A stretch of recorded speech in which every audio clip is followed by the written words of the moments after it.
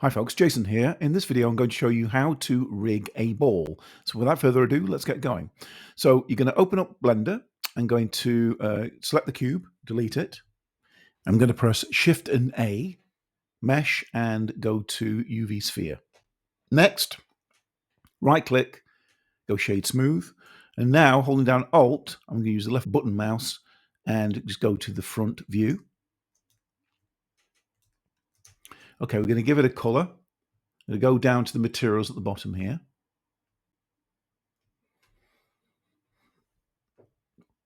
And I'm going to give it a base color, something like red. I'm going to turn on the viewport shading so you can actually see the color. Might just take the roughness down a little bit, just so it's got a bit of a shine. Okay, next, we're going to create some bones. Shift A, armature, and single bone. Now you can't see it at the moment. You need to go to Object Properties, then scroll down to Viewport Display, and then scroll down to In Front, and now you'll be able to see your bone there. Now you can either use the arrows here, the move tool, or just hit G and Z just to sort of position the bone there. Next, I'm going to go to the edit mode, click on the end there, it's going to zoom in, and I'm going to go EZ and bring that up to there. And then next what I'm going to do is I'm just going to position this bone at the top there. So I'm going to go G and Z again, just bring that up to say there. Click on the bottom, G and Z, to say something like that. And you can sort of position it. You can also use the move tool as well if you want to use that. So that's looking all right. Next, what I'm going to do is select the top bone. I'm going to press Alt and P to clear parent. And then next what we're going to do is going to select the bottom bone. Now before we go any further, we're going to need to name these bones. So let's start with that. Let's go to the bone itself. We'll call this bottom. And we'll click on that and we'll call this top. This is where we're going to do the stretching. So I'm going to go and select the bottom one now. I'm going to go through to pose mode. And this time around, I'm going to go through to this bone constraints here. Add bone constraint and stretch to. You'll see it changes color. Now, what we need to do is need to select the armature and then the exact bone. So the target is the armature and the bone itself is the top. So now, if I click on that and hit G, you'll see that moves around. That's all looking good. And also the bottom one as well. Great. So next what we're going to do is we're going to go through back to object mode and we're going to bind these together. I'm going to select the ball and then select the armature, press Control and P, and you see there it's already selected. We're going to armature deform with automatic weights. So now, if I go and click on the bone, go back to pose mode, click on that bone, hit G, you'll see that it's squashing it really nicely. Just Control Z that. Do the same with the bottom, hit G. That's all looking great. Okay, so we've got the squashing and stretching and all of that, but we need a control bone. So what I'm going to do is going to go back through to edit mode. And I'm going to go and select this bone. Now, I want to make sure that the 3D cursor is in the middle. If it isn't, you need to press Shift and S and then go cursor to selected. Just so happens it's at the center anyway, but you need that bone selected there. This is where our next bone is going to pivot from. All you need to do is go Shift and A, and it's dropped a bone in there. Now, you can't see it. I'm just going to go and select the X-ray tool, and you can see there now that bone is there. This is going to be our control bone. Let's name it. I'm just going to select it, go through to the bone. I'm going to call this control. Okay, so this is going to control everything.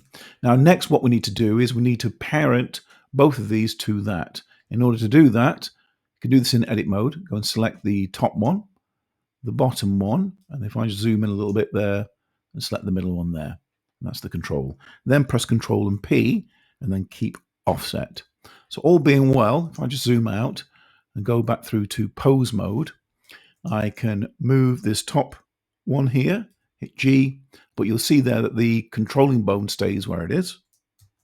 And hit the bottom one as well, in G, and you see again, it all moves around, but the control bone isn't. But if I go and select the control bone, and then hit G, you'll see it moves around. So that's great. So the next thing we're going to do in the next part of the video is we're going to create controllers for our bones.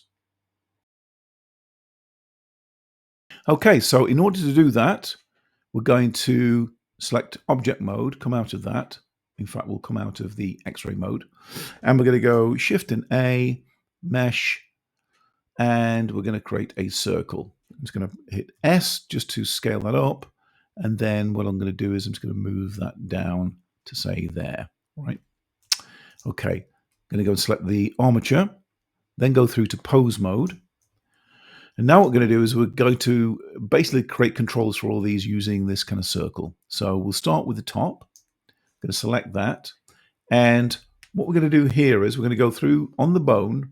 If you scroll all the way down to viewport display, you'll see there now we can customize that controller. It says custom object, and we've got a little eyedropper. So what we're going to do is select the eyedropper and then click the circle. And you'll see there now that the bone is basically transformed into the circle, although it's kind of not looking too good. So in order to kind of adjust that size for what we want, first of all, I'm going to do the rotation. I'm going to hit 90 on there. And also the scale. So again, this is personal preference. You might want to kind of make it something like, say, 0.5, 0.6.